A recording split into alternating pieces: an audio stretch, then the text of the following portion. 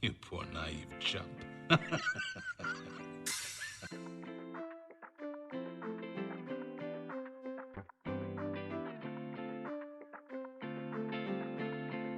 Is this the part where you do an intro? Or like how we doing things? You said intros were for fucking dummies. Yeah, but that's my opinion in my show. Okay, fuck it. Welcome to PlaidCast Season 2. We're back again, baby, for 3 episodes, and then we'll forget about it. Which has been the MO over here for a while. I mean, they can come check out my shit. I'm bringing Goons in a Room back. Man. Hell yeah. No Elijah, though. We're popping off, baby. No, we're popping off. Yeah. The brothers are back. I'm actually not bringing back Goons in a Room. I thought about it. I'm just going to do something else entirely. Hey, that's how it has to be. It wouldn't be the So same a lot without has Elijah. changed. Yeah, a lot has changed. Yeah. So we've been living in the same area for a year, which explains the vast amount of content we've created. I mean, I've been hard at work on my shit. We just haven't been hard at work on our shit. Yeah. That was something I wanted to do a year ago when you first came over here. I wanted to ask you what, the biggest differences you've seen, like things you've noticed after living here for a while, and it's went from a month to a year. So Well, now I actually have an opinion as opposed to just like some superficial thought about the area, because I visited, but now I actually live here. I was actually just talking about how much I like living here in general. I don't care for the weather right now. Where I come from, there is no hurricane season. I mean, there is, but it just doesn't really affect it. I mean, it's just rain, except for last year. Last year it affected it.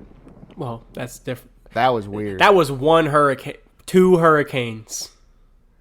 That was weird. I didn't like that. Yeah, that was terrible. A few years ago, we had a really bad hurricane when I was going to Awa. Back when I had the Cadillac. Anime Weekend Atlanta. Yes. I want to plan a For the trip to uninitiated. MomoCon this year, if you're down. I might be down. Just take the week off. That's what I'm going to do. If you can. I can't just take the week off. Oh, well. You should try being a manager of some kind. I would, but no. Yeah, I'm very much sick of this manager shit. But it has put me in a spot where I'm able to get a lot of work done in my downtime, and I don't feel physically exhausted to where I can't work on my creative endeavors. That makes sense. Yeah. Because like when you're physically tired, it's so hard to feel motivated to put effort into anything beyond what you've already done. How do you think I feel? Mentally, I'm stressed the fuck out, but it is what it is. I can handle it. It's just work. Yeah, no, I started a new job probably 2 months ago. Same field, but new job. So it's weird being the new guy that has experience. And I say this kid, but he's actually 36 years old, and I'll tell you why I want to call him a kid here in a minute. I've been working with him for like the past week. He's like fresh, like off the street, just got green done as with hell. class. Yeah, 100%. This motherfucker, it's been a week, and he's thrown like a hissy fit every single day while we were working. God. See, and that's the beauty of the position I'm in, because if that's how you are, you get off my team so fast, dude. Well, here's the thing. It's not like, oh, it's so much work. I just don't want to do this, which deep down, I think that's what it is, that he just doesn't want to be working so hard. And I'll get into that in a minute, but he keeps making like little mistakes that ultimately don't matter, and he's getting frustrated with himself really bad, and he's just like freaking the hell out, like really bad. It like he's like punching shit and throwing crap. Like he has we need lanterns after a certain period of time, and apparently he's destroyed 2 of them already. All right, sorry about that, guys. Did you fix it? Had to drop out my audio. Yeah, we're good. We're good. Hey, What for the once, fuck? it's my fault. Okay, so new job, same field. This guy has been throwing fits. You think it's because he doesn't want to work, but it's really he's beating himself up over small mistakes, and that's kind of It's where the other way around. It's the other way around. He's definitely beating himself up for little mistakes, and I'd like to think that that's the issue here, but I think deep down it's just that he doesn't want to work. But that's not the underlying issue at the exact moment when he's throwing these fits. It's not that the work's too hard, it's that he's messing up. And then it all goes back to him not wanting to do the work. If that makes sense. Kinda.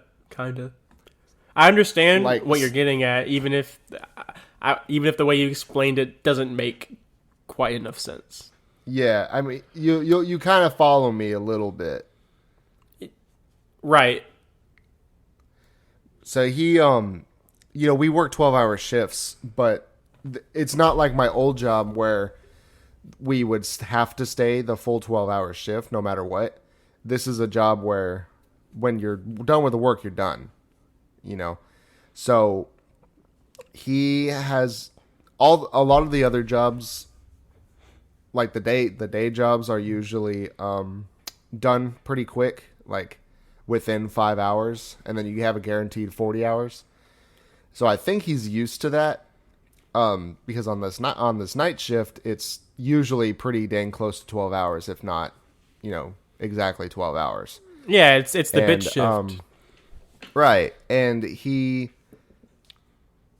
the first day I worked with him, which was a Friday, he was totally fine. He was ready to go. Let's do this shit. It took a long time, and then he was tired when he went home, whatever.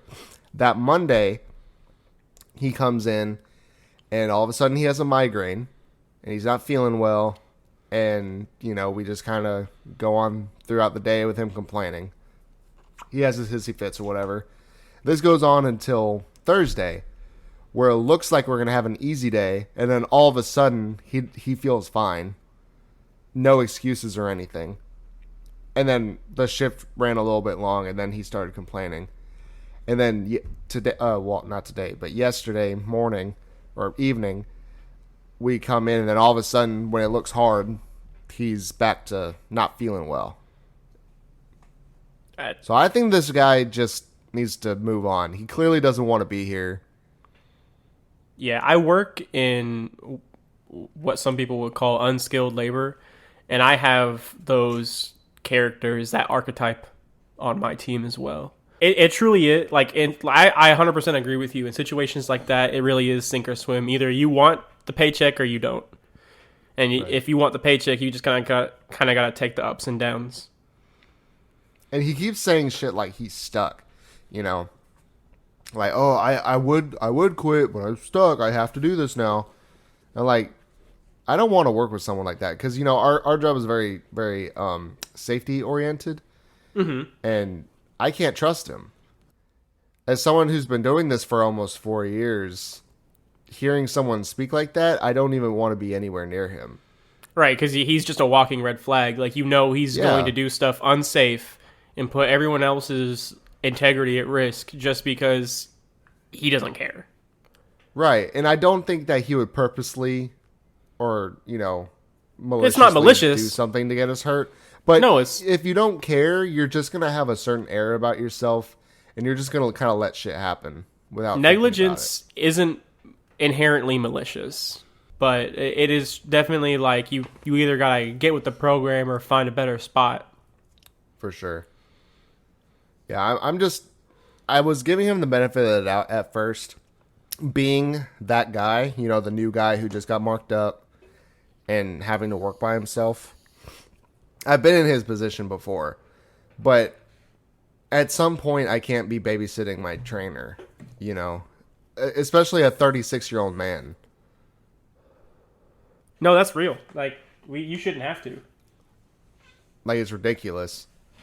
That's actually like one of the most unfortunate parts about my job is 99% of the time when it comes to like problem solving and motivation issues and like the day-to-day shit where you're like talking to people figuring out why they're moving slow or what's wrong with them, and as bad as that sounds, that's just the easiest way to say it. They're all older than me, sometimes up to twice or three times my age. Like I work with people three times my age. Right. And I've noticed that there is this like golden age group between, I want to say, like 42 down to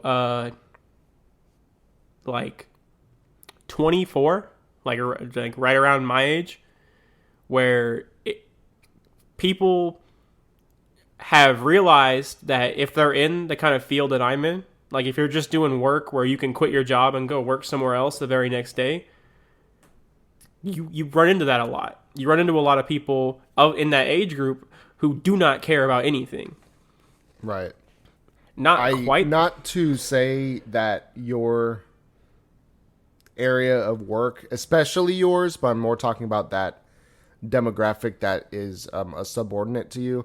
I feel like it comes from a bit of bitterness, because about 24, 25 is when all your friends from high school are graduating college and starting their careers. Mm-hmm. I think it's a bitterness thing. I've seen this before. It's FOMO, but like career FOMO. It's life FOMO, which is only in their mind.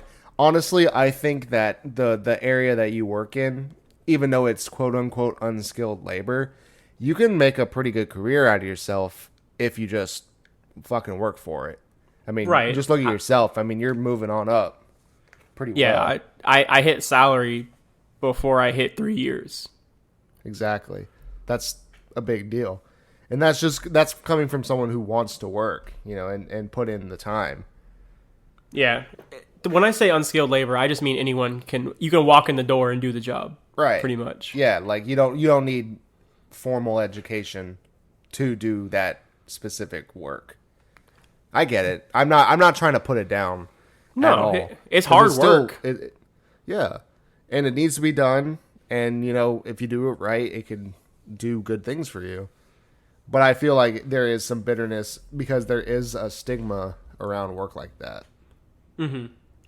And I have run into the issue where it has just 100% been like, how is someone half my age telling me what to do? Right. I can totally see that. You know how I operate. I'm not very pushy. I'm not a socially confrontational person, right? I can be confrontational. I can turn that switch on, but generally speaking, I'm pretty agreeable. Especially at work. Yeah, like you get the raw, unfiltered CK, so you get a little bit more of the like, what the fuck is wrong with you energy. But I don't really do that at work. It's I lead every conversation, every difficult conversation with the same sentence. Are you okay? Yeah. Because I disarm them immediately. But now I've had someone literally tell me that I cannot respect you because you're half my age. So stop telling me what to do. Well, you can't do that.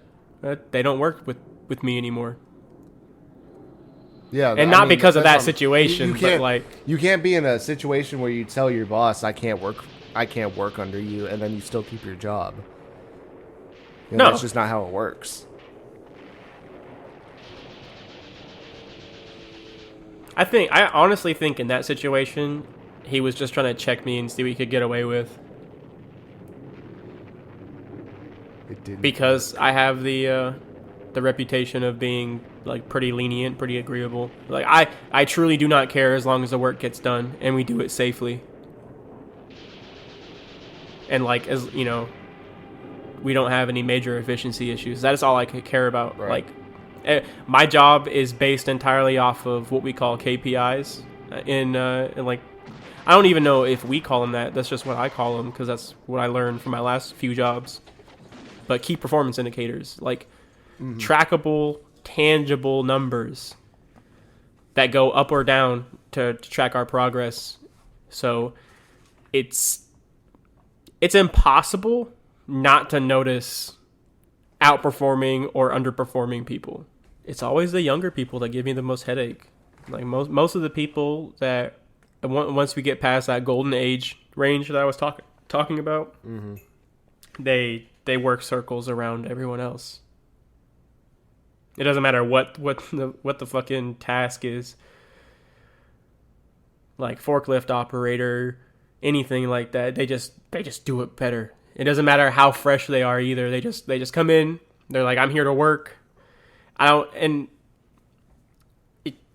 You immediately want to think, oh, it must be a generational thing. But I've had people in that age range who act the same way.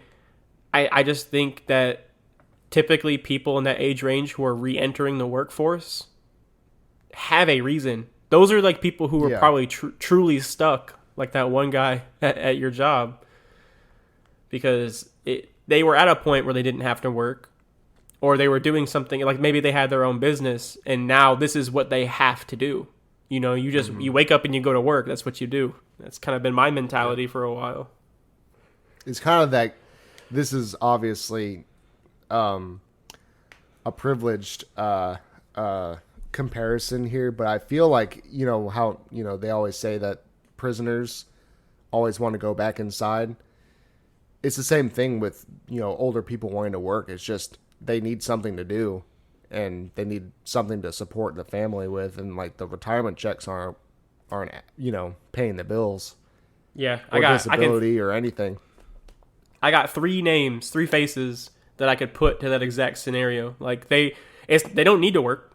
They just want to work, and that little bit extra money they earn from working just goes towards like the extra stuff they like, or they want to get they're refurbishing their house for their wife, right? Or like they're putting their wife through, or they're paying for all their wife's medical bills, or saving up for their grandchild's college. Like I think it's not a generational thing. It's just a lack of purpose. Like right. If you're just working because you have to survive, it's different when you're working towards something. And I feel like a lot of people just, that's the game, isn't it? To do as little work for as much money as possible. Oh yeah, that's my goal in life for everybody I work with, and I tell people that, all the time. As long as we're working safely, my goal for everybody is to do the least amount of work for the most amount of money. Always. I don't care who you are. If you're doing just that, then I'm happy for you. You can't. I just don't agree with compromising yourself on that journey. What is it? The only thing you have at the end of the day is your face and your name. So yeah, I don't know if that compromise is worth it. Typically, we've had this discussion about what's worth sacrificing and not. Yeah, I like that's kind of how I want to transition the conversation, because I'm at the point now where I don't have to strive to promote or push myself further. Like, I just need to maintain where I'm at. Mm-hmm. And that's given me a lot of, like, that mentality has helped me save a lot of stress too. And I've been able to put a lot of that energy back into Grasp, which is fucking finally a tangible thing. I'm so excited for you. I that what I read so far is incredible. You've been working on this for a while. Like, this is like almost right out of high school. Yeah. The goal. I'm not sure when this episode will come up. Maybe it'll be published by then, but the goal is to have a month turnaround. I'm gesturing out the panels, and then right after that, I'm just gonna commit to drawing them. Nice. My mentality at this point is it's gonna speak for itself. It's gonna be people are gonna hate it or love it. They're gonna shit on it or they're gonna praise it, and I'm not gonna know until I put it out. So I'm just gonna put it out. Yeah, that's more than what most people can say about things they want to create. I have come to terms with the fact that the vision I have in my head will never be a reality. But I can get pretty damn close, and that's all I care about. That's a good mentality to have. I haven't fully committed. I don't remember if I ever told you about the book I kind of started, like this was before I moved down here. And I haven't really started it, but I've been piecing an outline together for a few years now. And I just can't make that push to put pen to paper and start a chapter, Because once I do that, then I'm either going to fail or succeed. And I think, not to get all deep philosophical or anything, but I think it's definitely not a fear of failing or anything, but it's definitely this thing that I care about and thought was cool and awesome, just nobody else liked. And I admire you for not. I mean, you obviously care, but I'm happy that you're putting it out because you want to see it realized, not because you want it to succeed necessarily. From the people I've shared it with, especially the script or the outline that I have now, they love it. But these are all people who I have already talked to about the story.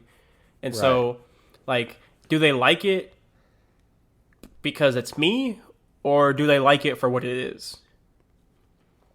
And I don't. Yeah, I will agree with you. I don't necessarily have that fear of failure. Sure, I would say that it is my magnum opus. Like, it, for my conscious life, this story has been the one constant that I have been working on. Like, I've had a bunch of other stuff that I've been interested in, that I've kind of dabbled in, but I always come back here. So I can't waste the opportunity I have now with the free time and the free energy, because otherwise I'll just end up being a grunt forever. Yeah, it's important having. Well, I don't know if important's the right word, but it's definitely having a legacy is very. I'm just gonna say important because I can't think of any other words. I didn't bring my thesaurus with me, but having a legacy is kind of important, just for peace of mind, in my opinion. That's I think that's something that I've always subconsciously been afraid of, is being forgotten, especially in death. I don't know where this looming cloud of reality came from, but that's something I don't know what I think my frontal lobe accidentally got formed fully because I've been thinking about my death probably for the past, actually I think since I started this new job, which probably isn't a good sign, but just not necessarily like, oh, I'm gonna die soon or something like that, but just like what's gonna, what am I gonna leave behind when I do die? Whether that's, a comfortable family or, something like, a successful project, something, you know, or, just like people being able to say that I was a good friend or good coworker or whatever. But definitely having something for people to, like think of you about is definitely important, at least to me. I don't know about you, but Uh, it, Legacy doesn't really mean anything to me. I've always been of the mindset that I don't really care what happens after I pass. I mean, obviously, if I have a family, I want to set them up for success. I want the only burden they have to carry is the grief. But I care more about finishing than being successful.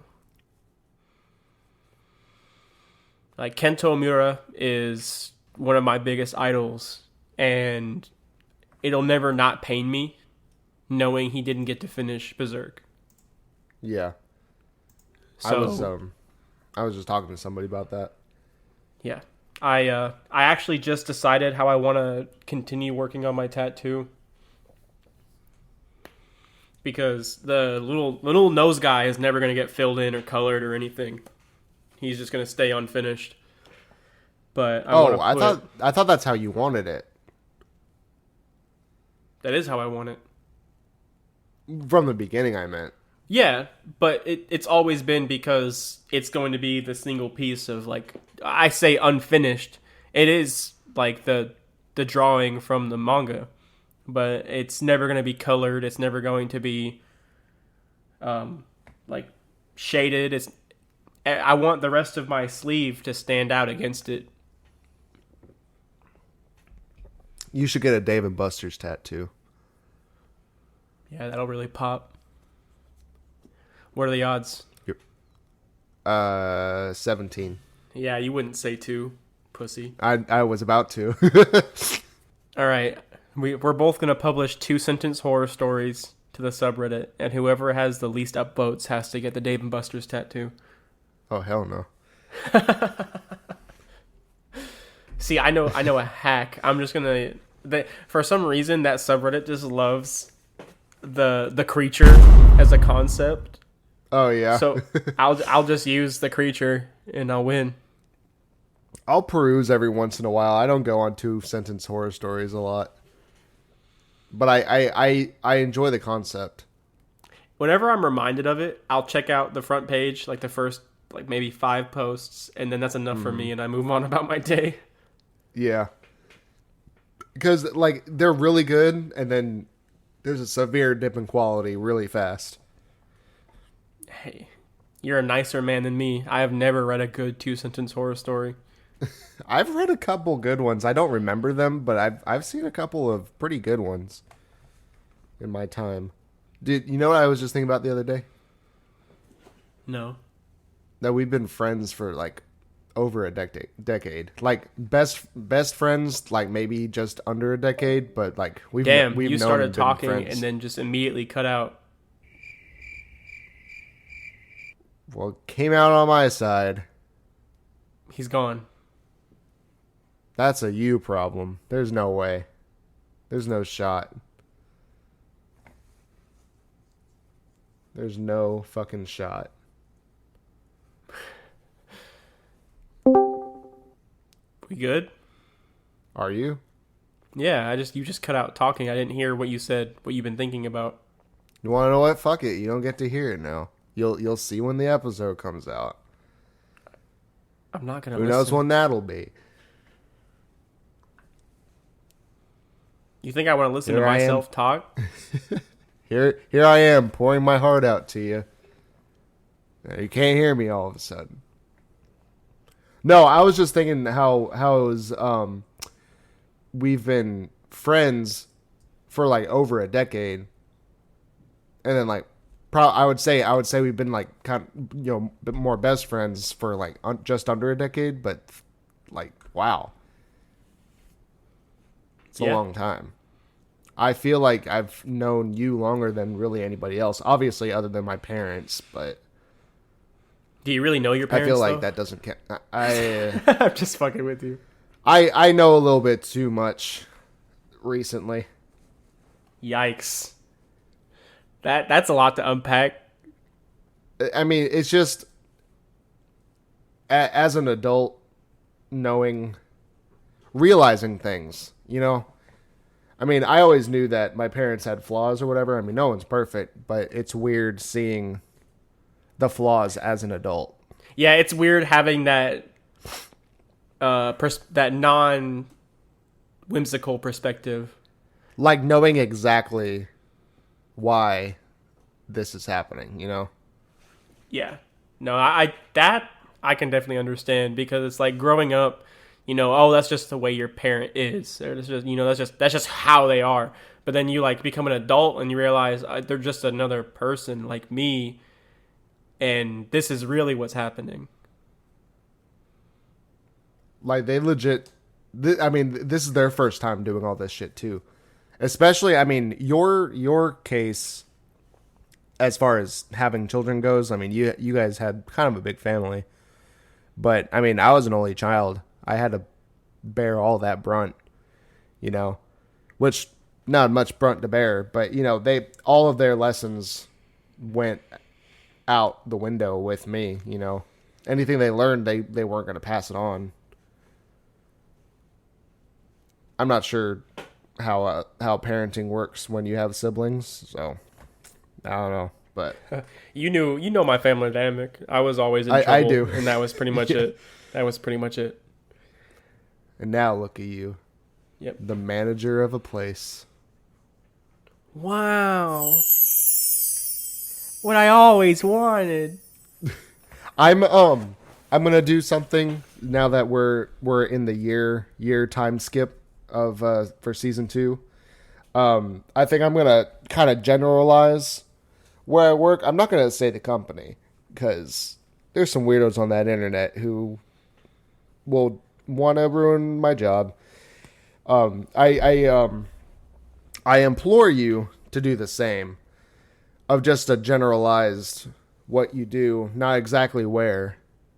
No, Obviously, I mean, but I literally said forklift operator earlier. I work in a warehouse.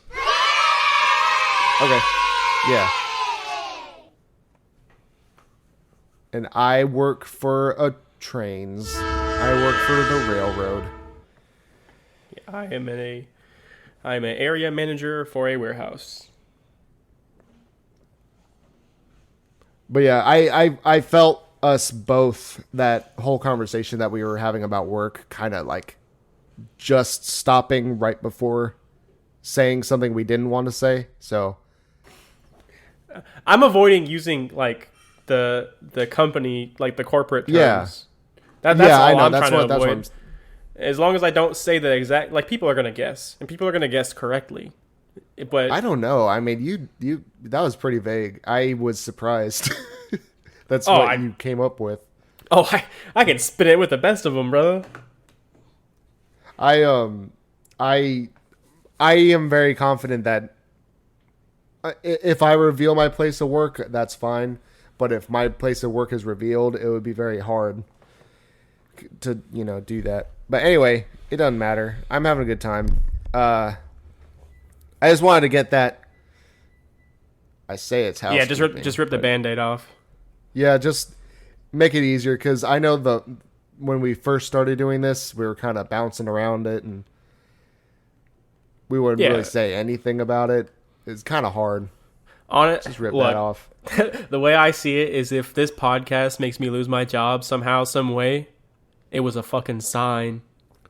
Yeah, here's the thing. If this podcast affects us in the real world, that means we're doing something right. Yeah, truly. Like if I piss someone off enough to make them try and ruin my life, that's kind of impressive. Yeah. Because all I did was let you put my mouth words on the internet.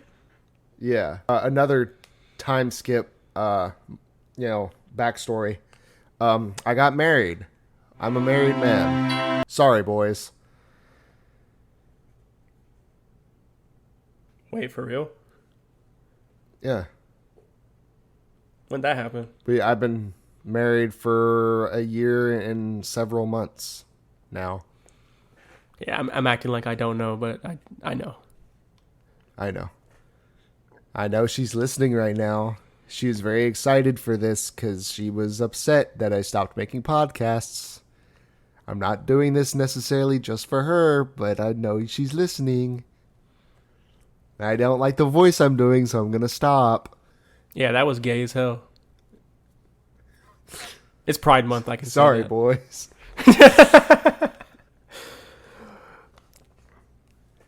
Hey, it is Pride Month. At least when we record this. If you do not think I'm going to have a 12-hour turnaround on this podcast, you are probably correct. But damn it, I'm going to try. I can't afford Adobe Premiere anymore. So I'm going to see if I can download DaVinci Resolve, cuz Markiplier uses DaVinci Resolve and he likes it. I think I have a copy of that has like no DRM. I might be able to. I won't be able to access it today because it's on a hard drive. I got buried somewhere, but I can look for it for you. What the heck is a DRM or whatever you said? I can't remember what the acronym actually stands for, but it's an anti-piracy tool. I love anti-piracy tools. They make it easier to sail the seven seas. It's either DaVinci or I either have a copy of DaVinci or an older copy of Sony Vegas that you can actually just install anywhere. It's just it's a legit copy that I purchased from Humble Bundle. Oh, Humble Bumble. I was trying to figure out that website probably 3 months ago, and I forgot all about it. Yeah, they actually have some pretty decent software deals sometimes. Yeah, I've only ever seen their games advertised. Yeah, if you check their bundles page, they Speaking sell software and books. Of games, the Switch 2 is finally out, fellas, and I didn't realize, honestly. I think you sending me the great value Switch 2 meme is what made me want to, oh yeah, when's that coming out, by the way? And it's out. It's here. Yeah, I saw unceremoniously, I think. The great value Switch made me laugh. Here it is. For people who are listening to this with video, which I don't know why, there's not a lot of visual aid, but here you go. There's your one visual aid for the night. Because I mean, who buys like the store brand when they go shopping unless they have to, you know? See, here's the thing. I shop at Aldi, so I have to buy the store brand because that's all there is. But I'll tell you what, that shit's fucking bomb. I shop at Kroger, and they definitely, I will say some of their private selection, I think is what it's fucking called. But I do like some of their products. We used to shop at Kroger at the apartment. Oh, that's another thing. I bought a house. Yeah, go ahead. Just rub it in. Just rub it in. No, I'm in debt. It's okay. Me too, but I don't have a house. It's fine. My internet doesn't work in this part of the room. Yeah, we cannot play games together. But yeah, no, it's I really like Aldi. Probably the most affordable way to get groceries right now, in my opinion. Like $200 worth of Walmart groceries or Kroger groceries, like the big name stores like that, is like $80 at Aldi easily. That actually is pretty good. It is really good. Like Kelly swears by it. The stuff tastes good, you know. Cleaning product works. So there's an Aldi on the way home from where I work. I might check it out. Yeah, definitely check it out. The only thing is that they don't have bags. They have paper bags. That don't bother me. They're like 80 cents or 12 cents. But if you get the reusable bags like Kelly did, that's my wife, by the way. She has like dedicated totes to go to Aldi, and it doesn't take up any room. You know, they flap down and everything. But no, it's great. I love Aldi. Their meat's pretty affordable, like a ribeye.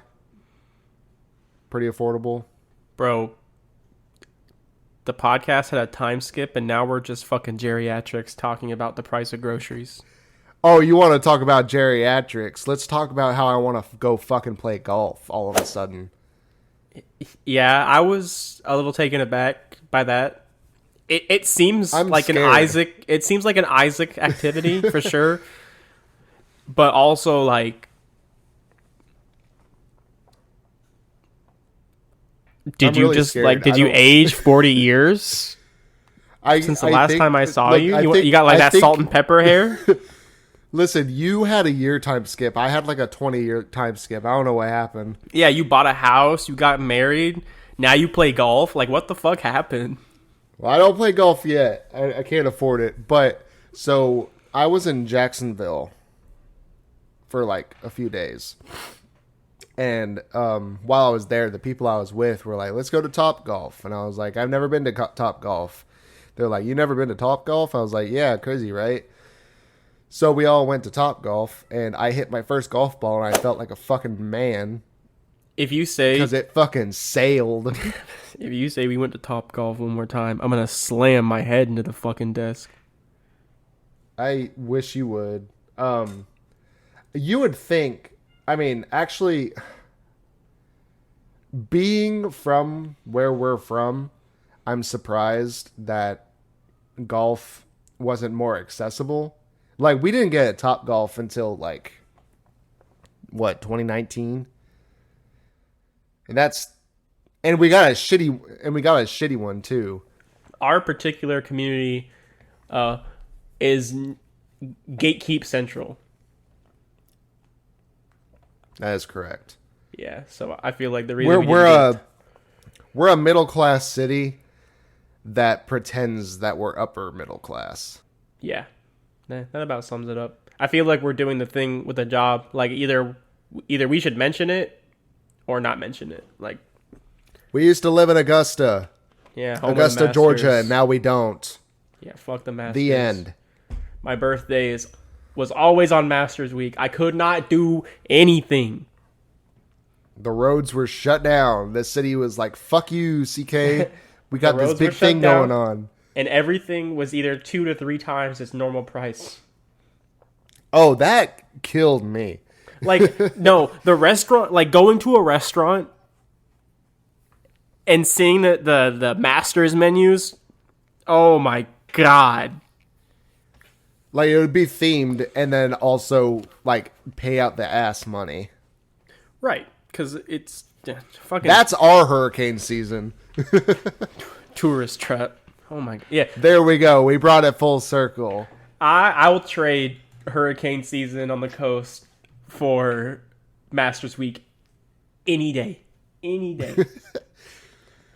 I don't care that it's Masters only week 1 in week. Augusta. Yeah.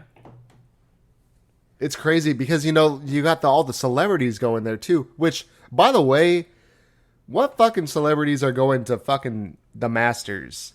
Like, Oh, the ones that I've heard have been there. Why do you fucking care? Let Why me are you tell you, there? Why was is having Snoop a- Dogg in Augusta?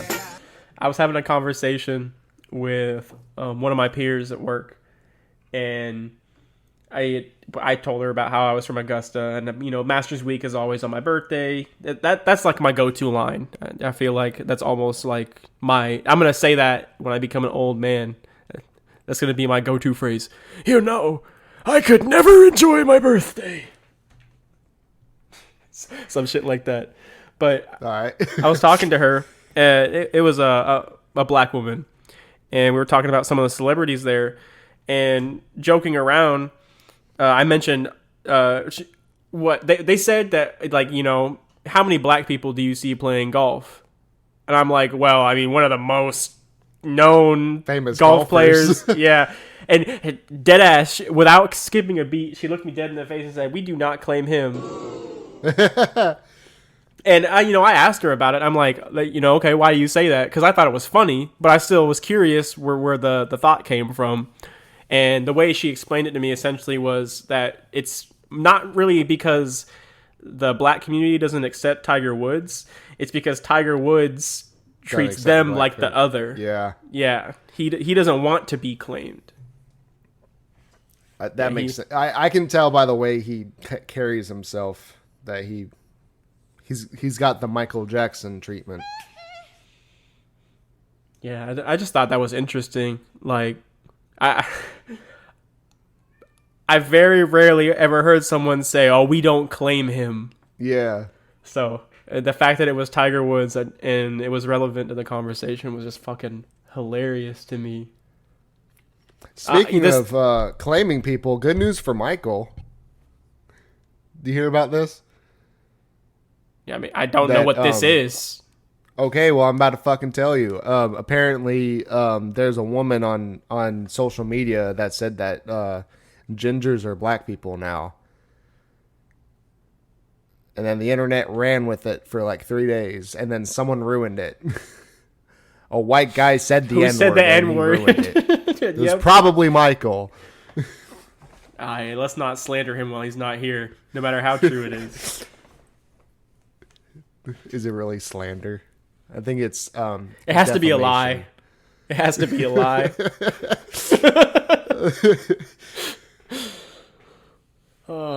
Well, I had more to talk about us living here now. I was gonna be like, is there anything crazy you've noticed? And my example was gonna be that for some reason when I first moved here, for like 3 months, at least once a week, I'd see a car with, like a plush Woody stapled to a plush Buzz Lightyear hanging off the back of a car. Like I saw that like 20 times in 3 months. What's the name of the bear from Toy Story 3? Lotso. Yeah, I've seen Lotso hugging bear with strawberry scented fur. Jesus fucking Christ, let me speak. You asked his name. I asked for his name, not his fucking government ID. I did not need his entire birth certificate. I just needed his fucking name. I'm sorry. I like Pixar movies. Sue me. Yeah, you like The Incredibles. I love The Incredibles. Fuck you yes. would. Yeah, you would. Fucking Elastigirl. Hell yeah. I'm hoping that my wife stopped listening at this point.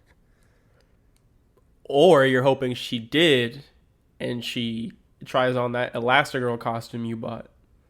Dude, it's been sitting in our closet for since Halloween. She won't even look at it. I think honestly, you could do a pretty funny Mr. Incredible. I'm not gonna lie to you. Fat. No, I just feel like your personality type and like your general body, the way your body is built. Yeah, whenever I used to wrestle in high school, and whenever I lost weight, I would gain muscle in my chest first. It's kind of weird. I need to start. Michael could be again. Syndrome. He could, except his chin isn't big enough. You know that picture I'm thinking of, right? Where he's holding his hair up. Yeah. I'll never let him live that down. Because in my phone, it's saved right next to a picture of Syndrome. So every time I see it, I get the full joke. Okay, send that over to me so we can have the second visual aid of the podcast. I don't believe I have that picture anymore. You just said you had it. Well, I was speaking through my memory palace. I apologize. Okay, here's an artist's rendition, if I feel like it or remember. I'm not gonna ask the actual internet illustrator because I commissioned a piece from you 4 years ago and I still haven't gotten it. Yeah, I can't animate. Not that.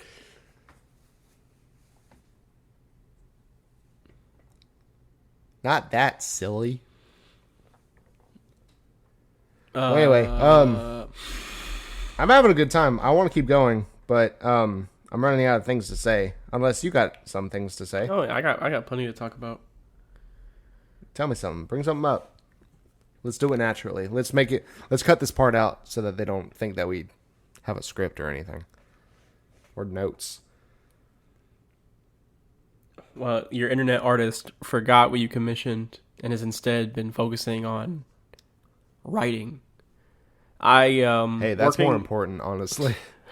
Working on this outline and just the writing process itself has made me come back to really enjoying literature. I'll talk about Grasp a little bit since this stuff is concrete and it's not going to affect like any plots or anything like that I got ongoing. Think of this like a little journal for your journey. But I finally isolated like the main character's aesthetic, and I finally have a name and an explanation for how their abilities work, and kind of like a general idea of the naming scheme I have going on in my story. Very anime. I love it. Well, yeah, it's definitely like Bleach and Berserk. Well, like, no, of course it's anime. It's inspired by Bleach and Berserk. There's some JoJo's in there, like all the stuff that I love, plus like other pieces of literature that aren't manga and other comic books that aren't manga. Like there's so much love, like the Odyssey in history. Funny you say that. No, I know. It's like the Odyssey. Or like the Odyssey. So my two main characters. I have something to say about that, but we'll continue on with your thing first. The main character, Silas, who still does not have a definitive last name. That's the only hang up I have right now is like, what the fuck is his last name going to be? Because it's important for reasons people won't understand for a long time. I was going to say that he doesn't necessarily have to have that last name. No, but I feel like the interaction I have towards the end of the pilot kind of emphasizes on him having a name. Because names are very important to the world of my story.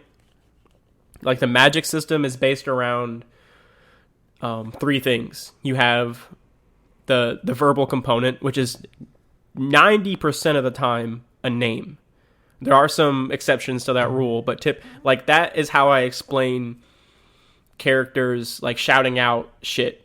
Like that is part of the physicality of a spell. It's a ritual. So depending on the power of it or depending on like how complicated it is, you have to have the verbal component. Sometimes there's a physical component, which is like hand gestures or clapping, like some sort of physicality is required for it. And then like the most powerful typically are full on rituals, and they usually require like a sacrifice or like think equivalent exchange. Like you can do something extremely powerful, but you have to give up something in return. Or like, yeah, that's pretty much how it works in my world. So the two main characters, their techniques are based off of literature, in a sense. Well, folklore, more like. Because, yeah, not necessarily myths, but along that same line. Urban legends actually play a major role in Silas's kit, because his technique is called Boogeyman. And he summons constructs, like weapons and shit like that, out of his blood that have special abilities and names based on things that humanity invented to explain their fears. A good, like, just a couple examples is like Wendigo, Baba Yaga, John Bulgasari. Henry.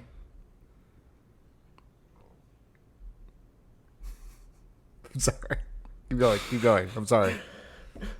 But that part, the research, like reading up on different cultures' ideas of the boogeyman, different cultures' ideas of like creatures based off of their fears has been super interesting to me. And I work with a bunch of people from all around the world, and having those conversations with them and getting a deeper understanding of not only their culture but like the specific mythos that I'm really interested in has been like really refreshing for me, because I love mythology.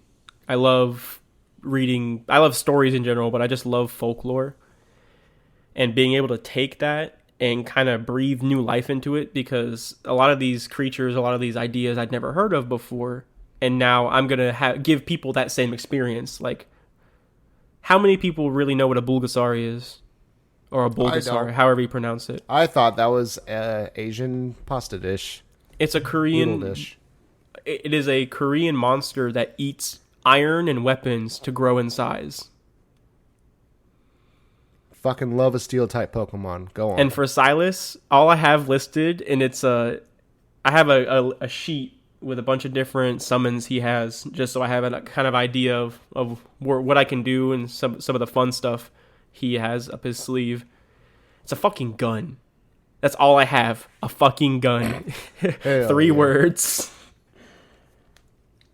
And so playing around with Boogeyman is like my main fun, just because I just get to come up with creative ideas and then kind of look up a name of some monster that kind of fits the bill, and I just run with it. And then Din, the other main character, all of his technique is called Prometheus. It's like the art of creation. But what makes his naming scheme is all based off of heroes from folklore. So like Perseus, Eurydice, Orpheus. Right now I'm just pulling from a bunch of Greek names, but obviously Odysseus. He'll use... Yeah, Odysseus. But there's more. Like, there's Gilgamesh. There's Beowulf.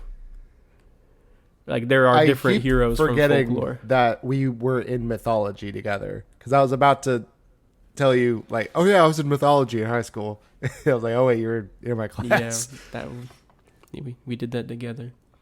I fucking loved mythology. Yeah. It's my favorite aspect of literature, which is my favorite subject. I think if I had more drive to go to college, I'd want to have something along those lines. So like a paleontologist then. Yeah. But obviously none of that is my passion, so forget it. No. That I understand. Didn't happen, LOL. But I don't have any student debt, so fuck you, all the smart kids in high school. Nah, just regular debt. Yeah. I'm actually doing pretty okay. I have a little bit of credit card debt and a house payment. I paid all mine down. And a small car payment. Yeah, I just have my car payment and then the remnant of my credit card debt, but I paid most of it down. I'm having not a tough time. Like, don't get me wrong, it's not like I'm having financial difficulties, but you know, the way that credit cards are inherently predatory. And every time I pay off my credit card, well, not pay off, but like make a good payment to it, I always get like a chunk of it taken back for interest. Like, I'll pay like almost $200 and then I'll get like 75 taken back from interest and stuff. I'm like, what the fuck was that about? I just paid you guys. No, I was going through something very similar. But the way that my job is structured, I get like a lump sum after the holidays. That's good. Essentially, it's like a bonus. Pretty much, it's based on how well I do, and those KPIs I mentioned. Those are all metrics Yes. that track it, but I don't really worry so much about that. I don't bank on it, but I ended up getting it a little bit, so I just put all of it towards my debt. That's a good idea. That's I've kind of been trying to put most extra money I can into debt. Say if I end up getting one this year, then my goal is to pay off the rest of my debt if I haven't already, and then just set that money aside to buy my own house. Yes, sir. House But who brothers. knows? Who knows what's gonna happen, right? Exactly. No one knows. Do you I think I know the answer, but I'm gonna ask you anyway. How do you feel about musicals, just in general? I don't particularly care for them, but I can respect what they do. As a music tier, you can respect it at least. No, no, I wouldn't say that. Actually, honestly, it's the music part that takes me out of it. I'm gonna put you on something. You ready for this? No. Well, too bad. It's coming anyway, fuckface. It's called so it's a concept album right now. It has a pretty big community following it. And you know me, you know I don't really like popular stuff like that, especially when it's quote unquote mainstream. But this actually I'm very intrigued by it. It's called Epic the Musical. And this is where I'm coming from, the Odyssey circle back. Because it's based off of the Odyssey. Kind of loosely. It's a different interpretation for sure.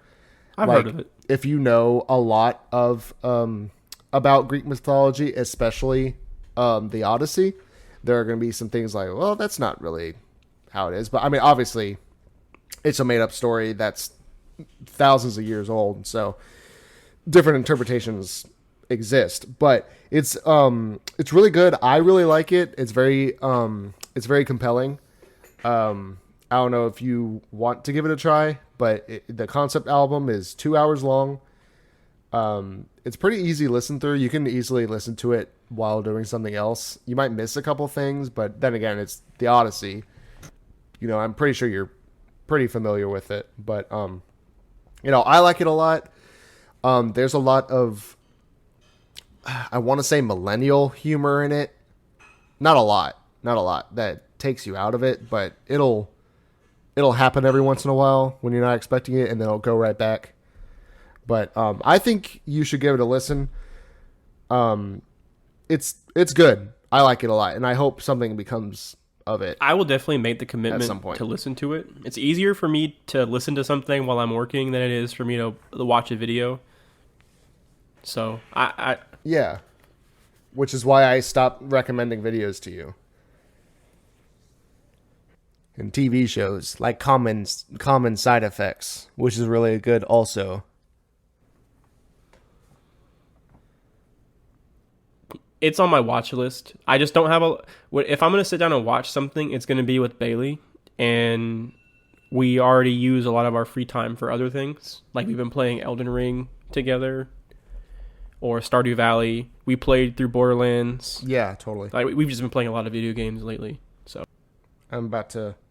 So the weird, not the weird thing, but the only thing about Epic right now is that the way that the guy made the concept album, it's in different sagas, and he released it over the period of like a year and a half, maybe 2 years.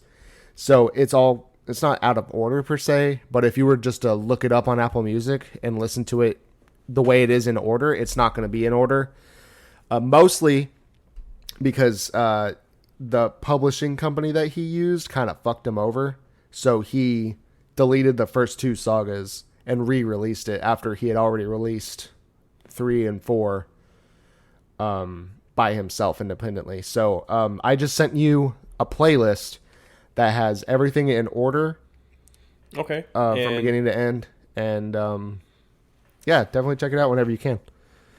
I listen to it driving when I'm driving, or the rare occasion where I'm on a treadmill working out. I'm definitely committed to listening to it. Maybe not tonight because I have a backlog of podcasts to go through, but yeah. Oh, please. I'm not expecting you to listen to it right away, but I like it. I'm sure Bailey will really like it. Kelly likes I'll share it with her. Everyone I've shown it to has liked it. Yeah, and so I'll definitely share it with her. I know that Bailey will like it because Bailey likes musicals. Get back to you on that maybe next episode. So, my challenge to you is have you even looked at Expedition 33? No, I haven't. I mean, we just talked about that last night. And then I came home and fell asleep. Oh. Yeah, dude. I can not glaze that game enough. If it's free, I'll play it. I'll play it right now. It's not free. Well, I'll at least check it out. But it's not $60. Yeah, I definitely implore you to look at it. Maybe wait for a sale. Maybe watch someone else play it. The story is worth it. I mean, it's always going to be better if you play it yourself and you're able to like work at your own pace. That's why I love Red Dead 2 so much. I can not stress how I want to use the word important. Like bring it back to the start of the episode. I can't emphasize how important we're so self-referential this episode. In terms of like the best way I could describe the feeling that game made me is it made me realize that that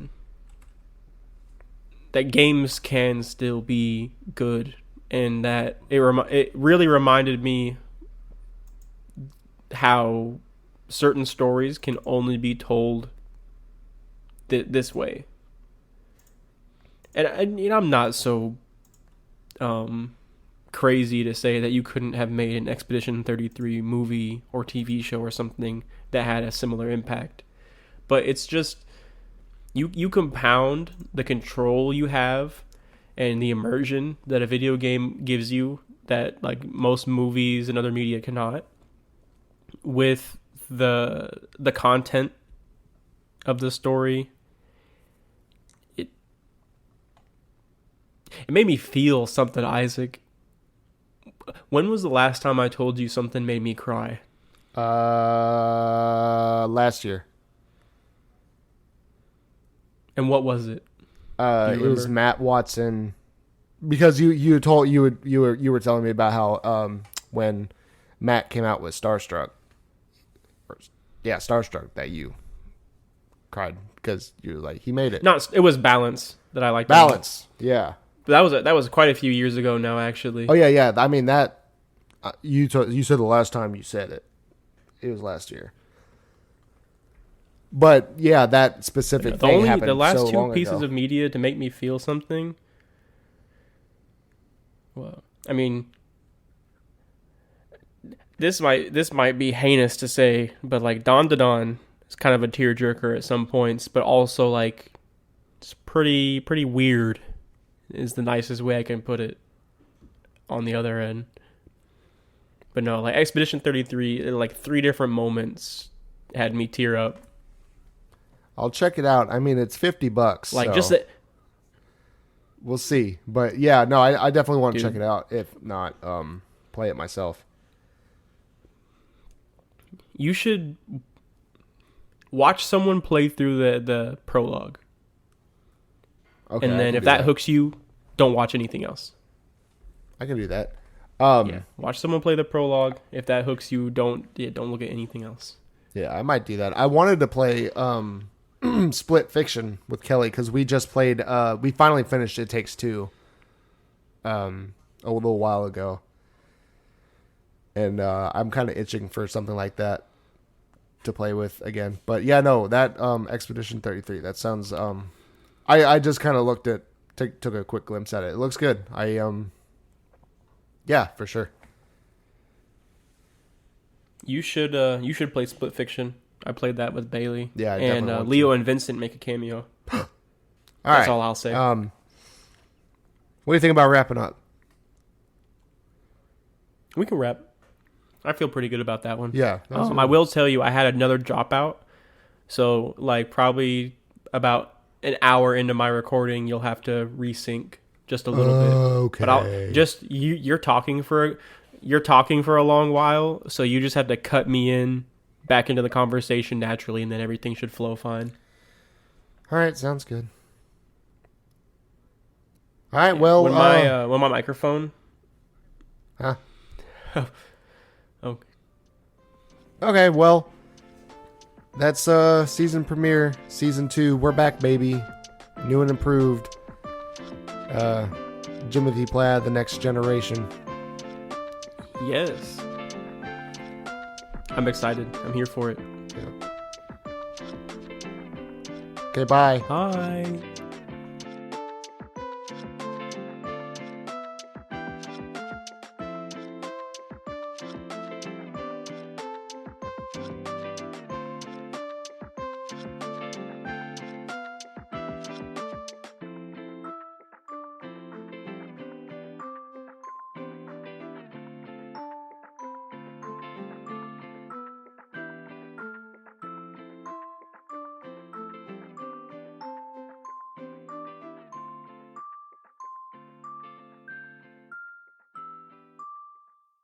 That's what racing is about.